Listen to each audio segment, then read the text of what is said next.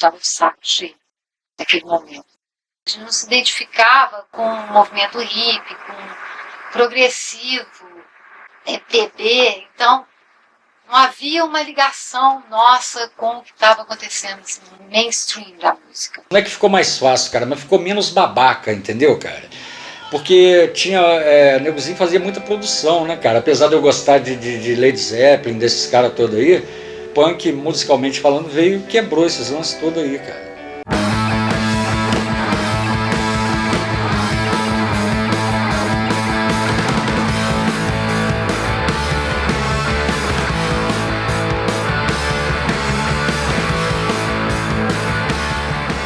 E aí, pronto, eu fui na loja rapidinho de disco para saber se eu consegui algum daqueles discos. Cheguei lá, a garota não tinha nenhum deles, mas na lista de encomenda de discos novos lançados tinha os Sex Pistols, um compacto. E eu pedi ela que encomendasse um para mim. Passados uns dias, o disco chegou, eu fui lá, peguei o disco, levei em casa. Quando eu vi aquela pauleira, porra, sabe? Era exatamente o que eu estava precisando. Foi um movimento de som e de moda. Porque o Malcolm McLaren, que era o empresário dos Sex Pistols, ele tinha uma boutique também. E acho que na época ele namorava Vivienne Westwood, que é uma estilista famosérrima. E ela, até hoje também, os desfiles dela têm essa influência punk. Eu sintonizei com aquilo, com aquelas ideias, né? Aquelas ideias anarquistas, com as roupas que as pessoas estavam nas fotos. Que o punk tinha algo mais que simplesmente uma banda ou outra, um grupo de banda de rock. Ele trazia com ele todo um conceito, trazia com ele toda uma coisa que tinha uma cara de movimento também. Tinha poetas, tinha caras que se envolviam com punk, tinha locais que viraram templos do rock por causa do movimento punk. Em final de 76 para 77, sem a gente saber de nada, a gente já era punk na cidade. Assumidos mesmo, sem música, sem formação. Acredito que o punk surgiu em todo lugar do mundo ao mesmo tempo. Isso veio pelos ares, pelo astral, talvez pela revolta das cabeças e corações. Isso é que é o movimento punk, veio pela revolta. Quem trouxe esse movimento pra gente foi o próprio sistema que jogou em cima da gente. Eu tinha tido contato assim, com aquela literatura do Bivar na universidade quando estudava lá, e já tinha sacado também os Sex Pistols num programa que chamava Rock in Concert, que passava na Rede Globo, todo sábado, 2 horas. Foi lá que eu vi os caras a primeira vez. Já tinham ouvido também Ramones, né, cara? O que a gente identificou mais naquela época foi com as letras mesmo, a ideologia que batia com a gente aqui também, mesmo sendo lá no fim do mundo. Quando chegou no princípio dos anos 80, eu fui a São Paulo 2 vezes, atrás do movimento punk, na verdade, atrás de material. No Sebo Discos, numa galeria que tinha, e lá encontrei com os punks de lá e eles me deram a dica do fanzine, que estava rolando, me deram o fanzine. Primeira vez que eu vi o fanzine. Os discos punks brasileiros que tinham saído, né? Tinham sido lançados lá realmente uma par de discos, 4 ou 5 discos. O primeiro disco que a gente comprou, que a gente achou, foi esse disco, que é um disco histórico da punk rock, né, da revista Pop, da época da revista Pop, que é uma coletânea com as bandas da época. Esse disco é a Bíblia pra gente. O ponto principal era na esquina da Espírito Santo com a Catedral, ali na Rio Branco. Rio Branco com a Catedral era o ponto principal do nosso movimento. Ali a gente brincava de briga naquele gramado, rolava, fazia sinal para os outros que passavam, xingava. Tinha um pessoal que usava bastante mesmo, explorava bem o lance do visual, esses cintos, com aquelas tarraxinhas, com aqueles lances, entendeu, cara? E essa galera descia pro calçadão ali, cara, e fazia uma bagunça mesmo, irmão. Chamava a atenção de todo mundo que estivesse ali. Era um choque para a cidade, né? Porque Juiz de Fora é uma cidade pacata, uma cidade mineira, que apesar de estar perto do Rio, é muito conservadora. E as pessoas ficavam chocadas, simplesmente chocadas. Então, xingavam, gozavam. E a gente contra-atacava também, sabe? A gente fazia cara de mal, e tinha as pulseiras de prego e a gente mostrava. Eu andava cabeludo na época, fumava bagulho, o Capo Chicão pegava todo dia, me pegava, jogava em frente às portas, me dava geral, pisava no meu pé, porra, sabe? Me dava tapa na cara. Policial, cara, sabe? Toda vez que ele me via, ele me parava na rua. E isso tudo era revoltante, né? Toda hora tomava geral, a polícia parava toda hora pra saber o que é que estava acontecendo, porque a gente andava com corrente, a corrente é uma coisa muito agressiva, né? Não era essa a ideia de intimidar. A ideia era de mostrar que a gente não estava conformado com isso, que a gente não queria assumir aquele visual. Que a sociedade era negra, que o mundo não era bom. Mas agressivo no sentido de acho que chamar atenção, nossa, assim, né, cara? Não chegava a agredir fisicamente ninguém, nem xingar. Isso daí apavorava. O pessoal tinha um preconceito porque é novo, né, cara? Tudo que é novo dá medo. Pra quem quer conservar sempre o velho. Só que o Redentor era uma área mais maluca, né, cara? Um lugar que você ia lá comprar um baseado, então ali na esquininha, era o ponto quente, era meio sujo aquilo pra gente.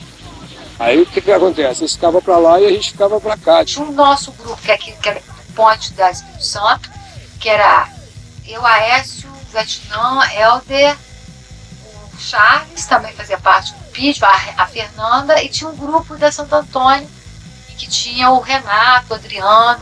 Teve um momento que foi assim. Eles não ficavam com a gente mesmo, não era difícil ficar com a gente. Tinha essa turminha, uma turminha deles que era mais assim, eles gostavam, mas vamos dizer que eles não assumiam muito que eram punks. Não tinha uma boa relação lá porque a gente não andava com eles. Se andasse, talvez teria uma boa relação. Não tinha outro tipo de vida.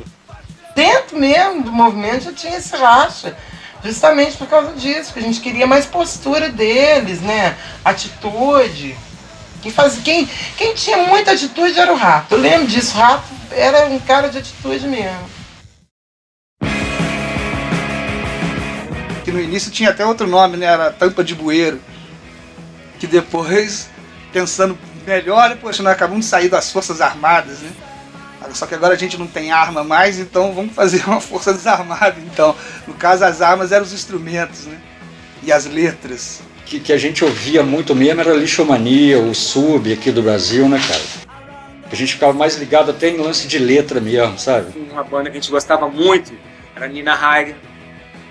A gente ouvia muito nessa época. Sex Pistols. Sacou? Era uma coisa mais direcionada ao punk. A Força Desarmada fazia punk, rock, mas eu não sei explicar, era um punk rock meio diferente. Ele tinha a estrutura deles mesmo. O Rato é um cara muito original, o Eduardo também muito exigente. Então eles fizeram um som muito legal, cara. Baseado nesses sons que a gente ouvia do Rio de Janeiro, de São Paulo, era um estilo de som que não precisava também de muita técnica para você executar, né? Era uma guitarra, uma distorção, um contrabaixo e uma bateria. Né? Vocalista, quanto mais rouca a voz, acho que era melhor. Né? Cara, eu entrei na Força Desarmada, foi uma coisa assim... de supetão, foi surpresa, porque o Adriano que era o vocalista. E até aí então eu era espectador, eu não tinha, nunca no passado eu sou vocalista, assim, né? Os ensaios eram uma bachela de lata. A bateria eram 2 tubos de sorvete daqui bom que vendia ali nas Triminas, na Santa Rita. Aí você tirava, deixava ali, pegava a pele de bicho, né, que vendia na musical e botava ali para fazer os bongô. A bateria era o grande empecilho, era a grande dificuldade. Arrumar uma bateria. Então tinha vezes que a gente tinha que ir, quem que tem uma bateria? E um gravadorzinho lá desses deck que tem entrada para 2 microfones, entrava guitarra de um lado, baixo do outro, voz no gogó e batera no ar. O cara ficava com um microfoninho desses fuleiros lá e só para poder, entendeu? Os instrumentos era quase que impossível a gente formar banda se não fosse a capacidade da gente executar e construir os próprios instrumentos, né? Porque ninguém tinha dinheiro na época para comprar contrabaixo e guitarra. Então aí nós resolvemos, né, começar a fazer os instrumentos pra gente mesmo poder tocar. Só que, por exemplo, os trastes eram fio de cobre, entendeu? Sabe fio de cobre, cara? O cara cortava o fio de cobre e punha lá, sabe, nos trastes. Depois que veio saber comprar em São Paulo os trastezinhos que vendiam. Quando a gente puxava assim na escala, aqueles arames que não estavam muito bem limados ali, cortava dedo, ficava pingando sangue, né? Era tipo dar o sangue mesmo ali no negócio, né? A coisa principal que estava acontecendo no rock no momento era o punk rock. Eu achava que não tinha função fazer um festival se não tivesse os punks também, que era a coisa assim nova que tinha. Vamos dizer assim, a novidade, a grande novidade era aquela forma tosca de tocar, de cantar, de levar as letras e tudo mais. Estava na tribuna, fazendo uma matéria e me procurou. Disse, Virgínia, estou interessado em colocar umas bandas punks no festival. Você não está a fim de trabalhar com a gente? Isso é mesmo? Então vamos lá. Então a gente fez contato com essas bandas de São Paulo. Não havia cachê para eles, porque o Petrillo quase que encaixou. Ele fez um esforço assim para dar um espaço. Ele queria dar um espaço. Não tinha dinheiro para pagar os punks, mas ele tinha isso e queria dar um espaço para a música punk. Ele achava aquilo muito importante no momento. Eu achava que aquilo ali seria assim um complemento, seria assim os novos filhos do rock, entendeu? Aquilo ali era os filhos renegados do rock, vamos dizer assim, porque ninguém gostava muito de punk. Punk era anarquista, bagunceiro, fazia muita coisa errada na vista das pessoas, dos comportados. Então eu falei, poxa, esse pessoal aí é o pessoal que está acontecendo hoje, que a nova geração do rock é essa daí. A gente tem que segurar essa onda, não tem essa só de ficar gerado no carro, de Raul Seixas, não sei o quê, de botar os punks, porque os punks representam a novidade no rock. Naquele momento representava coisa nova no rock. Quando teve o festival Tudo de Fora, a gente ia como espectador, a gente nem imaginava tocar. Quando foi uma semana, não chegou nem uma semana, uns 5 dias antes, o Renato chegou comigo e falou assim, cara, eu acho que vai ter uma brecha pra gente no final de todas, eu acho que a gente vai ter um lance. Eu falei, que isso, cara, é mesmo? A gente vai conseguir. Porra, isso com pouco tempo de banda, sacou? O Renato, não, acho que vai dar final, depois que tocar a galera toda, de repente a gente vai poder. Depois que conseguimos construir a guitarra, o baixo, esse lance de fazer som, a gente estava meio vislumbrado com isso também, entendeu, cara? O Festival do Petrillo é que acelerou mesmo e firmou, entendeu? Concretizou o cenário punk musical. Essa apresentação, ela foi assim, foi a primeira da banda, né? E a gente até o último segundo, a gente não sabia se ia tocar ou não. A gente sabia que tinha, se não me engano, a Virgínia tinha conseguido conversado com não sei quem que ia ver se dava pra gente tocar, e a gente já pronto, no dia do festival, já todo arrumado, esperando, vamos tocar, não vamos tocar, não vamos não, vamos, não vamos. No último minuto, não me lembro quem chegou com os ingressos na mão, a gente não tinha nem crachá nem nada, nós entramos pela porta que o público entrava. Ó, tá aqui os ingressos, vocês vão tocar. O festival teve um atraso, era para começar no princípio da tarde, eu não me lembro o horário, só foi começar de noite pelas 8 horas. Quando os punks subiram no palco para abrir o festival, o esporte estava lotado de gente, não sei, 5 mil pessoas, 10, 20 mil pessoas, não sei te dizer. É uma experiência única, cara, porque é a mesma coisa que você nunca ter dirigido na sua vida, quer pegar logo uma Scania para poder tocar, entendeu, cara?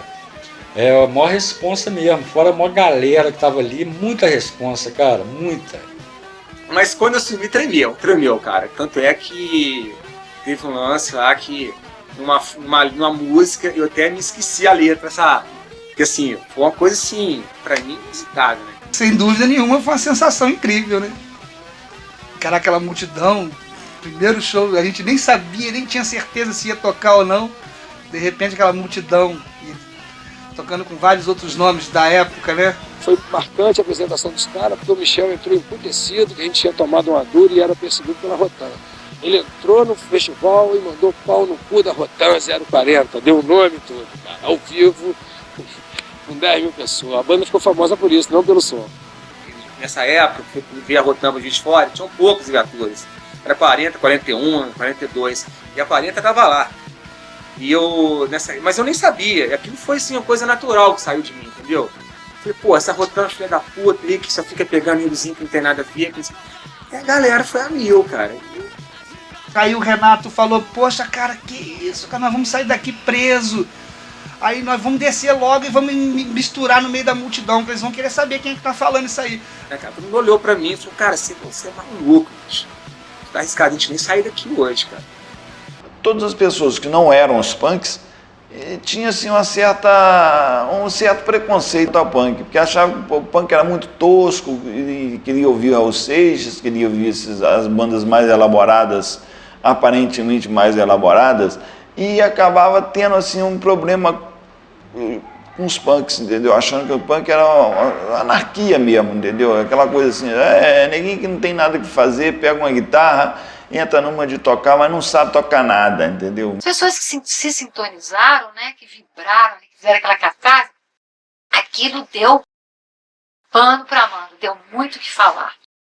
No dia seguinte, toda a culpa foi dos fãs. Tudo que aconteceu de errado naquele festival, a grama que estragou, alguma coisa que quebrou, o banheiro que não funcionou, foram os punks. Então a gente ficou de bode expiatório de todos os problemas que ocorreram. Houveram várias fogueirinhas no campo, no estádio, dentro do campo mesmo de futebol. Queimou muita grama, a grama ficou muito danificada, entendeu? E o esporte não segurou essa onda, nem podia segurar aquilo ali, era um campo de futebol, não, colocamos um show de rock ali em cima.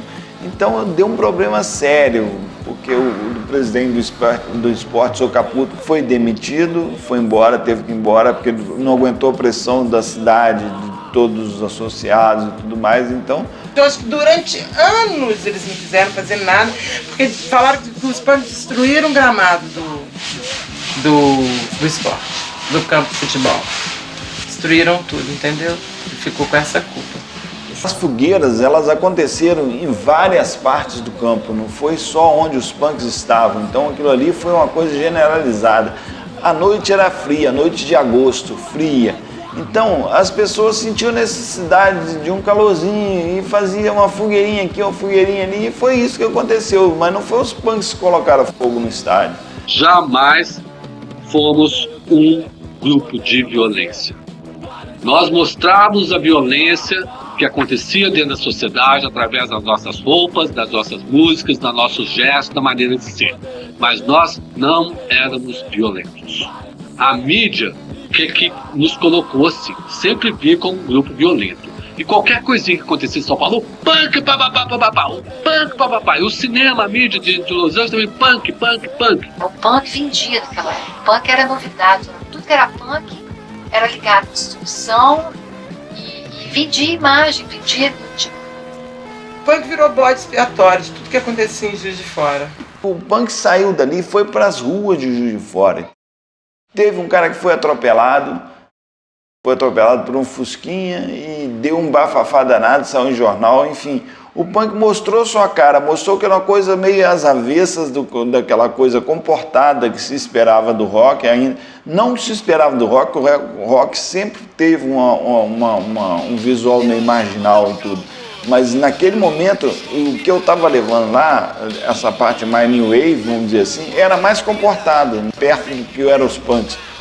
A importância desse festival no nosso movimento punk é que esse dia marcou para mim e para toda a cidade, pois o movimento da cidade recebeu um impulso incrível e novos adeptos do subúrbio que começaram a frequentar o centro da cidade. E também a participação dos artistas, dos jornalistas, simpatizantes que o punk conseguiu depois do festival.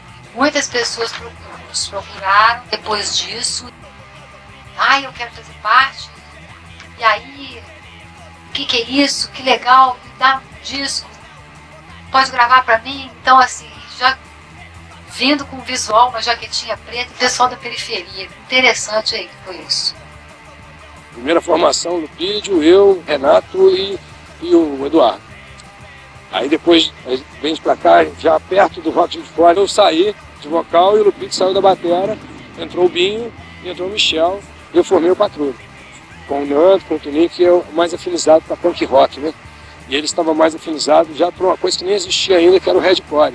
A gente fazia um Redcore mais melódico e eles uns load fast, né? Bem batidão, né? A gente já começou a pensar em outro estilo de música, entendeu, cara? Eu mesmo já comecei a querer um outro tipo de som, que na época tinha o punk rock, né? A gente começou a ter acesso já ao hardcore, que era um som mais pesado, né, cara? E tinha mais a ver, não por ser mais acelerado, mais barulhento, mais lento, tinha a ver mais com o que a gente queria falar, entendeu, cara? Eu vi que não era aquele tipo de som também que eu tava querendo fazer. Aí eu falei com o Renato, Renato, eu tô fora, se vocês quiserem aí, vocês podem continuar. Nem lembro se o Renato ainda teve alguma outra formação logo depois de mim, mas eu acho que não. Aquela foi a última mesmo da Força Desarmada, né? O Renato não, depois montou outra banda aí, o IDR, e prosseguiu durante um bom tempo. Eu não fiquei muito tempo. Porque depois aí veio a vida, tive que casar, comecei a trabalhar. Então mudou, eu mudei, eu saí sabe, o caminho, eu dei saí, não dava. Primeiro que eu precisava ganhar dinheiro, né, cara? E a banda não me dava dinheiro. A gente ia tocar fora, a gente não ganhava nada, nem passagem de ônibus. Era tudo por nossa conta, cara. Então, assim, eu precisava ganhar, precisava trabalhar. O Patrulha já tinha uma influência mais de Ramones, que é uma parte mais balanço, né? Que não deixa de ser importante, porque o Ramones foi a grande banda de punk, né? Quando o primeiro show deles no CCBG, todos os punks que mais tarde formaram bandas estavam ali assistindo. Mas o movimento estava estabelecido, 2 bandas tocando, em 83, e um fanzine, os berros pegando fogo na cidade aí. Aos berros tinha um significado duplo de aos berros, né? De pá, pá, pá, pá, e também de pá! O punk tem essa coisa, né, do visual muito forte, de passar uma mensagem. Então acho que o fanzine era um veículo bacana para fazer isso. O que a gente queria era passar a ideia, passar a informação, né? Porque às vezes perguntava, as pessoas, nossos amigos perguntavam, e essa banda? Dá um jeito de, eu vou falar que essa banda é da Finlândia. Então, assim, o fanzine é uma forma de se explicar também, divulgar as informações, né? Internacionais e nacionais. Tudo era muito difícil porque não tinha dinheiro, né? Já começa por aí. Conseguir patrocínio, conseguir as coisas era mais difícil ainda. Então a maioria era feita em folha de papel ofício, né? E xerox. Mas às vezes também era uma folhinha só, a folhinha já era um fanzine, pra gente tudo era fanzine, entendeu? Que era uma maneira de protestar. Pô, vamos fazer isso, vamos. E a gente mandava xerocar, entendeu? Aí dobrava às vezes, aqui em 4, pronto, já era mais uma forma de protesto. Porque era a maneira da gente protestar é através de som também, né? A primeira vez que eu fiz, cara, é porque a galera não entendia o que eu cantava. Então eu botei uma foto da banda para cada música e coloquei um texto explicando por que eu cantava aquilo, o que eu queria dizer com aquela letra, para a galera entender o que eu falava. Por exemplo, se fosse hoje um balanço saco, né, uma crítica a essa putaria de nego achar que bunda é instrumento musical, né, mas nego não entende isso muito da música, que é mais a curtição. Então podia acontecer isso na época. Então, como era uma banda punk, tinha que ter uma ideologia. Letras da banda, encontros, festivais, fotos de alguns festivais, shows, foto da formação da banda, na maioria é isso, né? Toda banda tinha que ter um fanzine, né? Aí a gente achou legal fazer um fanzine da Força Desarmada também, mas foram poucas edições também, uns 2 ou 3 no máximo que eu me lembro. E o mais importante deles é que também levavam as nossas ideias, e viajavam pelo país inteiro nas mãos dos punks e simpatizantes do movimento. Que na verdade a gente tinha na caixa postal, não tinha internet nem nada. Então mandava a carta mesmo, mandava uma carta, eles mandavam pra gente os fanzines que tinha, a gente distribuía, né? Chegava assim, aí mostrava pro pessoal que não conhecia, tem isso aqui, tem uma ideologia, tem aqui, tem um texto do Bakunin, do Malatesto, para edimentar, aprofundar a ideia do anarquismo, né? Não ficar só na intuição, né? Cada um falava aquilo que sentia e que tinha a ver para ele, né? Porque era uma forma assim, totalmente. Não era uma concepção só de uma pessoa, né? Era de cada um podia falar. Todo mundo pode fazer isso. não é só você, né? Você precisava de ficar dependente da mídia, ou de ter que escrever num jornal, você ter sua ideia, seu artigo, sua informação, passar para as pessoas. Você podia fazer isso você mesmo. A importância do fanzine era mesmo a troca de informações por escrito. Essa troca de informações por escrito que a gente tinha, né? Bom, importante foi, mas atingir da maneira que a gente queria, não. Porque é muito difícil até hoje, né? Assim, um meio de comunicação, na verdade é um jornalzinho, né? Uma mistura de funk com magazine, né? Que veio do inglês, magazine mesmo. Mas eu acho que não foi importante, mas o que a gente queria não atingiu mesmo, não. Muito difícil, né? Atingir o sistema. O Bar DCE era o lance graças ao Chiquinho e ao Julinho, cara. Que era o centro mesmo, sacou, cara? Que era anarquia mesmo. Anarquia rolando. Espaço abertíssimo. Pra quem fosse lá fazer o que quiser. Não era só pra punk, não. Pra quem quiser, cara. Tinha show quase todo dia, bicho. Tocava de segunda a segunda. Quando não tinha show, abria as portas do DCE, que a chave ficava com a mão na mão da gente. Abria e fazia ensaio de porta aberta. E aí, todo dia tinha movimento musical em cima do movimento punk. Bar motel. Aceita qualquer um. Chegou na porta, você vai, entra, paga, entra. Então, atrás da Laranjeira era assim, o DCE era assim, porque tinha muitas tribos. Não era só punk. Obviamente, porque os donos eram punks, então tinha mais punk. Mas tinha os darks, tinha os gays, era uma coisa meio louca. Tinha até as putas da Getúlio que frequentavam lá, entendeu? Era um bar meio louco mesmo. Só o quê? Que os estudantes, às vezes, não queriam conviver com o pessoal, com os bebum. Então isso era sacanagem, né? Não tem problema nenhum. E era até legal, o ambiente era ótimo o ambiente lá, o pessoal não tinha confusão, não tinha nada. Os punk viram oportunidade também de poder participar também, né? É aberto geral, né? Punk, prostituta, estudante, os bebum da área. Chiquinho sempre deu muita força, mas eu acho que não foi nem a questão lá do bar de Chiquinho, não. A Transmontana, a pensão dele, participou muito disso na vida da gente. Porque era ali do lado, né, do DCE, sempre rolava festa, no dia que acabou também. Era muita bebida. Bom, a minha parte, né? Eu sempre dei conta de bebida. De outra droga, não era de dar conta, não. De vez em quando a gente bebia um pouco lá e tal, e soltava os livrinhos anarquistas pra gente, a gente se inteirava um pouco mais sobre o que era o anarquismo. O primeiro momento foi juntar assim, a gente que tinha uma tendência anarquista maior, que tinha uma ideologia, digamos assim, um embasamento maior, com o pessoal que era punk, que era assim, mais pela música, mas tinha uma ideologia também, entendeu? A impressão que eu tenho mesmo, assim, que os punks assim, é mais intuitivo. O anarquismo deles é um anarquismo mais intuitivo. Tem o movimento de anarquia, colou muito com o movimento punk, e era um lance bastante coletivo. Mas eu gosto muito de anarquia ligado até ao indivíduo mesmo, sabe? Transcender até o coletivo, ir para o indivíduo. Por exemplo, o cara que protesta, mas tá aí chutando a molata, meu irmão. Não tem, sacou? Nada, ele ainda é vítima, cara. Que a gente sempre protestou, nunca reclamou, entendeu, cara? Tinha uma coisa muito forte enraizada na sociedade de, não, lutar contra a ditadura você tem que ser comunista. Se você não for comunista, você é pequeno burguês, entendeu? Você tá a favor da ditadura. Pra gente fazer uma reunião anarquista dava 10, 20. Quando tinha um show punk era 200, 300 pra gente que tinha pouca respaldo, era uma coisa do caralho. Começamos a fazer show punk anarquista, nego de opa, não vamos mexer com esses caras não, que esses caras dão porrada, que esses caras são foda, roda corrente, não sei o quê. Aí começam todas essas confusões, igual anarquia com bagunça, um visual agressivo com ser agressivo. Só que as pessoas confundem a estética, uma ideia, uma ideologia com coisa mais agressiva, mais de combate, e que esse combate vai ser corpo a corpo, vai ser violento. Uma falta de entendimento aí, eu acho, né?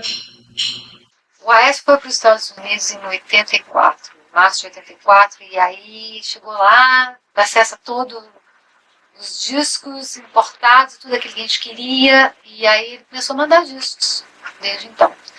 E a gente consumia isso e passava para frente, começou a fazer festas, né? Mas aí já não era só movimento, né? Era punk e underground, música nova, né? O que estava rolando na época de mais vanguarda.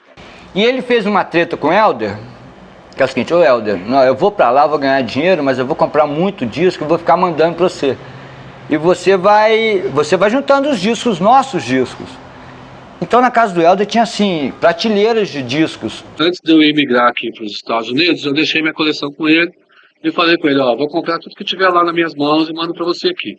E fui comprando muito disco. Quando eu cheguei aqui, meu salário, minha grana toda, disco, colocava no correio, despachava com pessoas que iam para o Brasil e dava grana para o cara do Brasil despachar dentro do Brasil. E aquilo foi enfiando disco lá para o Helder e ficamos com uma coleção bem grande. Ele ficou responsável de comprar os discos, as edições nacionais, ele comprou muitos. E aí começou a mandar muitos discos, que já foi unido àquela discoteca que já existia do Aécio e do Helder. Tinha alguns discos meus, mas era basicamente a coleção era dos dois. Eu fiquei mais como assim, uma divulgadora dos discos. Fazia uns eventos, a gente começou a fazer eventos onde podia. Eles que aplicaram, por exemplo, todo mundo, com fitinha, aquelas coisas da coisa de fita do punk, eles que começaram com essa coisa aqui em Juiz de Fora, de, vou gravar pra você. Aí eles que municiavam a gente com as fitas. O Helder colocava um som, fazia apresentava a música nova que estava acontecendo na Europa, nos Estados Unidos. O Helder era o cara que tinha os sons de Juiz de Fora era o Helder. E só se você quisia um som novo, você pensava, aparecia na imprensa, assim, nas revistas de música, nos jornais de música da época. Estão lançando esse som no Brasil. O Helder já tinha muito tempo, porque o cara já tinha mandado para ele de Nova York. Muita coisa o Aécio, quer saber? Muita coisa o Aécio mandou de presente pra gente, o Helder guardava pra ele, não mandava pra gente, não dava pra gente. Bota, teve até briga também por causa disso. Era muito material quando o Aécio foi embora pros Estados Unidos e ficou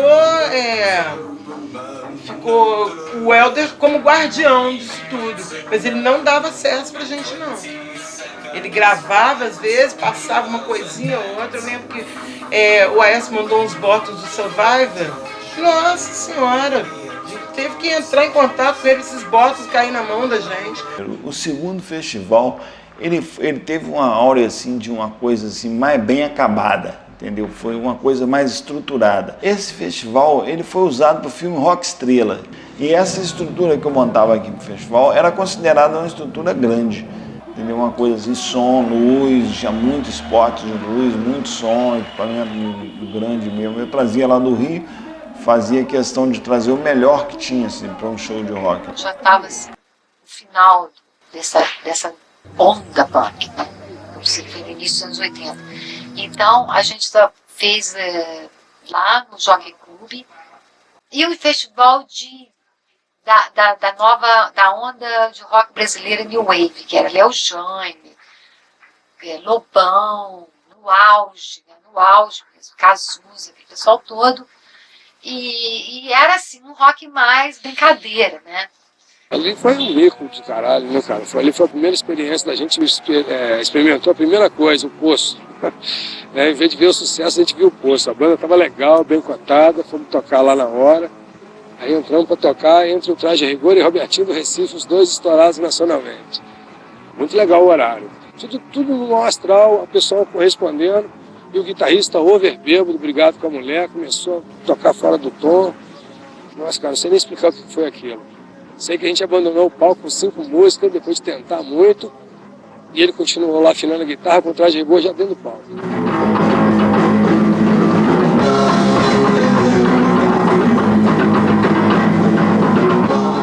Para você lembrar detalhe, mas eu lembro do Patrulha. Foi uma banda que foi relativamente bem aceita no festival. Assim, se você considerar o que representava o Patrulha na época, o Patrulha hoje já faz um som mais elaborado, entendeu? Mas naquela época era um som tosco também, entendeu? Bem tosco. E eu acho que ele foi relativamente bem aceito no festival, no evento. Ninguém não chegou a jogar pedra neles, entendeu? Só isso aí já é um grande ganho. E a gente colocou uma banda punk, que era a banda nossa aqui de Fora, que chamava Inimigos do Ritmo, que era o Renato, o Vietnã e o Charles da bateria. E eles não estavam muito bem ensaiados, acho que nessa trama aí não ensaiaram bem, eles abriram o festival. Esse foi o problema. Nós estamos tocando num festival, cara, que pela dimensão dele, tinha que ter um cara lá na mesa, lá na frente, entendeu? Tinha que ter um apoio técnico. E não teve, né, cara? Então, por exemplo, quem estava lá na frente não estava ouvindo nada, porque o negozinho limou o som todo. O EDR não tinha uma estrutura de banda suficiente para estar num evento daquele, mas eu coloquei o EDR lá, entendeu? Mas ele entrou e acabou entrando pelo cano, porque ninguém deu porrada no EDR mesmo, entendeu? Acho que jogaram coisa no palco. E, gente, eles levaram muita fruta, tipo tomate, assim, jogado da plateia, e ovo e tudo, e foi super vaiado. Foi um maior conflito mesmo, cara. Maior conflito, eu tomei uma buchada assim na cara, um lance, o nego jogou pedra pra caralho. Eu fiz uma prova na faculdade falando uma prova em História da Arte falando de harmonia. E eu citei o IDR falando da harmonia da desarmonia. E eu tirei 10 na prova. Mal ensaiado. Mas a verdade era essa.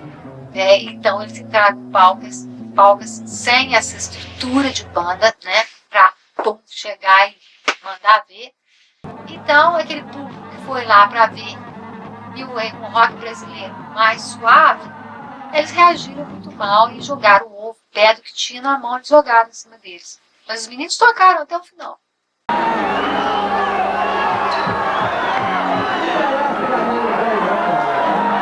Me senti com a alma lavada de ver o EDR no palco, entendeu? Falei, não, consegui colocar uma banda que dificilmente tocaria no evento desse, porque em Juiz de Fora vinha muitos shows grandes, entendeu? Maiores assim, não dava oportunidade a uma banda nova nem nada. Eu achava o EDR era o fruto daquele momento que a gente estava vivendo, um momento social que o país estava vivendo. Eu achava importante o EDR estar nessa, entendeu? Acontecer de uma forma ou de outra, era uma banda que estava ali, estava fazendo o trabalho deles. A maioria das bandas que estavam se apresentando eram bandas grandes mesmo, já estabelecidas e tal. E eles com aquele som totalmente louco, né? Aquela bateria típica do Vietnã. O som bem rápido, bem gritado. Então era bem diferente mesmo até das outras bandas punks que tinham um som mais boi, né? O Detrito era uma coisa bem... Um punk bem que dá pra você entender a letra legal. Cara, a proposta da banda era um som que até hoje eu não ouvi, assim, meio parecido, porque o cara da bateria, Vietnã, cara, ele fazia uma bateria super louca, o som todo era muito rápido, muito doido, sem muito profissionalismo, a gente estava mais preocupado com protestar mesmo. Uma ótima banda, eu vi shows do IDR, do DCR, maravilhosos, muito bons, e letras ótimas, muito criativa a banda. Uma pena não ter tido esse registro de gravar um disco. O primeiro disco pra gente foi importante. O pai da Maria morreu, deixou uma herança. Ela pegou, gostava muito da gente, resolveu tirar a gente da paupéria, o que não aconteceu, mas fez o disco. Aí nós abrimos um selo, começamos a gravar umas bandas para ajudar também, né? A união faz a força. Aí pintou o patrocínio da Coca-Cola pra gente fazer um segundo disco. Aí o pai do William entrou com uma grana, a Coca-Cola com outra, e a gente fez um disco que faltou uma música para fechar. E nessa hora de fechar, eu tinha saído com umas vagabundas de noite lá pro K2, tomar umas lá, né, tava curtindo a noite lá. Aí fiquei dançando com as piranhas até de manhã cedo, tocando sertanejo. E ele me gozando com punk, dançando sertanejo, tocando que pensa em mim direto. Acordei com aquela porra na cabeça, rapaz. Viajei pra gravar, cheguei lá, vou fazer uma versão paulada disso aqui. Aí fiz uma versão rock, o Fluminense detonou, aí bom. Aí rolou. Patrulha 666!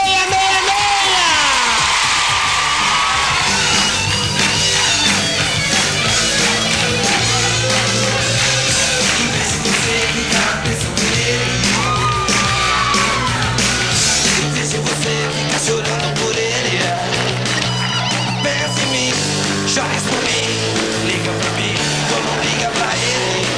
Pra ele, no chastro.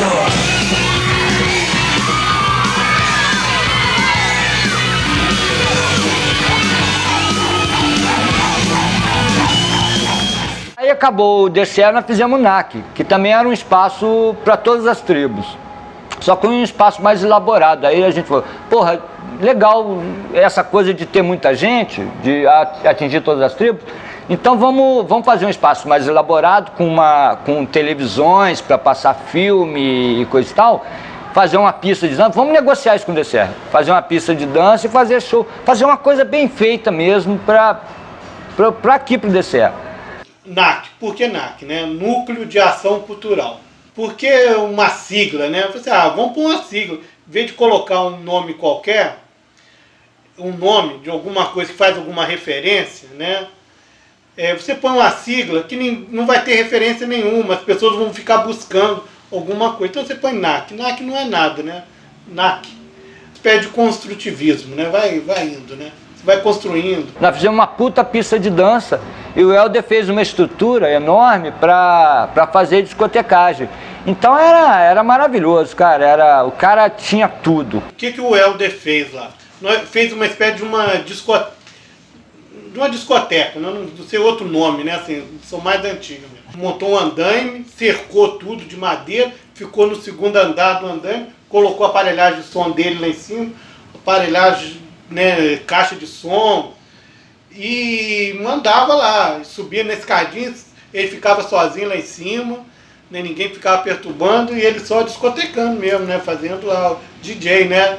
Acho que na época nem tinha DJ, tá? O senhor foi em 86, tudo com esses discos, divulgando esses discos. A ideia sempre foi de colocar esse som para as pessoas curtirem, passar para frente. Fizemos esse bar que foi muito legal para a cidade, e foi um bar junto com o Chico e a Maninha, irmã dele, e a Márcia, a mulher dele, no bar, e a gente no espaço de som. O NAC também continuou com as propostas mais cultural até, né? Ficou com uma visão assim, mais cultural, mas virou mais um bar mesmo, né? Com um sonzinho. Aí nesse momento entrou mais gente, entrou um pessoal, aí eu acabei saindo fora. É piração, porque nessa época também a gente já começou a pirar, todo mundo já tinha, era uma questão de traição, a gente achou que o NAC era um bar muito careta para ser punk, entendeu? Porque aí foi o Chiquinho, foi o Helder, foi a Virgínia, a gente achou que não tinha nada a ver com a proposta punk. Eles queriam cobrar da gente entrar, a gente achava um montão de coisas absurdas, né? Quer dizer, aos poucos foi se desfazendo o movimento mesmo. Cada um foi para um lado. Até hoje, gente, você vê uma semana de moda, em qualquer lugar do mundo tem referência punk. Todos os movimentos de contracultura com certeza marcaram muito a moda. E o punk é de uma modernidade, né, de uma atualidade impressionante. Você pega a foto dos meninos nos anos 80, eles estão moderníssimos, contemporâneos, pós-modernos, pós-tudo. A gente teve muitos conflitos com os pais. Todos nós tivemos muitos conflitos e sofremos muito, fizemos nossos pais sofrer um pouco, mas também fizemos eles caminharem, né? Passarem a enxergar, a verem a sociedade de uma maneira diferente. Depois eu vi que a minha mãe, por exemplo, cresceu com isso. Cheguei a tomar uma coça para poder não sair de casa com a roupa, mas aí eu saía, colocava tudo na mochila, chegava na esquina, montava e ia pra rua também, de novo. No caso, achava que a gente era doido, cara. Na rua achava que a gente era 2 vezes mais doido, no serviço era lenha, mas a gente usava assim mesmo. Claro, no dia a dia todo mundo trabalhava, tinha um quê de punk no visual, mas era mais tranquilo, né? Na hora dos shows mesmo é que surgia a produção, os moicanos dessa altura. Quando o punk descia no calçadão todo rasgado, cara, era um absurdo, agredia todo mundo, entendeu? Mas daí a pouquinho os próprios homens de negócio aí do sistema usaram isso como moda, entendeu? Porque, aliás, a moda é baseada no que acontece nas ruas mesmo. E aí eu passei em frente a uma boutique, cara, entrei igual um retardado lá e falei assim, amor, essa calça que vocês estão vendendo ali tá rasgada. Aí a mulher ainda, sabe, achou que eu era meio retardado e falando, não, a calça é assim mesmo. Falei, porra, mas tem gente que vai comprar calça rasgada, porra.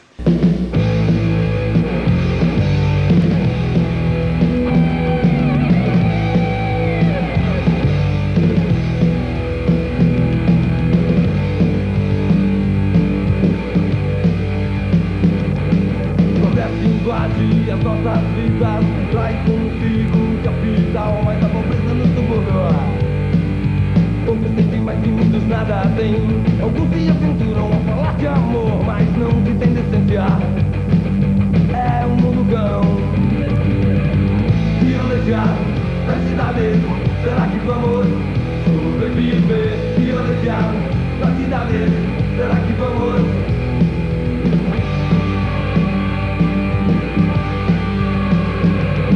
Policiais reprimindo miséria e fome nas calçadas, trânsito maluco. Pessoas inocentes pagando por poucos, já não tem mais nenhuma ambição. É o capitalismo, é a civilização. Violência nas cidades, será que vamos sobreviver? Violência nas cidades, será que vamos sobreviver? Violência nas cidades, será que vamos sobreviver? Violência nas cidades, será que vamos?